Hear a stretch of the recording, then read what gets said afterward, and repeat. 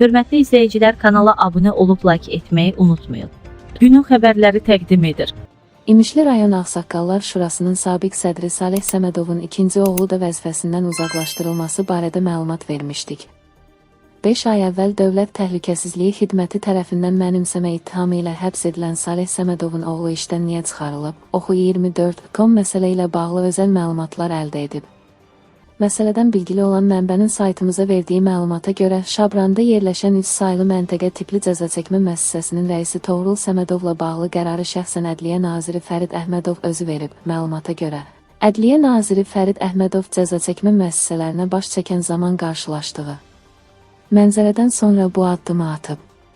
Belə ki, Toğrul Səmədov iş yerində özü üçün xüsusi dəbdəbəli malikanə yaradıbmış, tikintidə xüsusilə bahalı materiallardan istifadə olunduğu deyilir. Toğrul Səmədovun otağındakı mebellər xaricdən baha qiymətə alınmışdı. O, buraya xeyli miqdarda pul xərcləmişdi, deyə mənbə bildirib.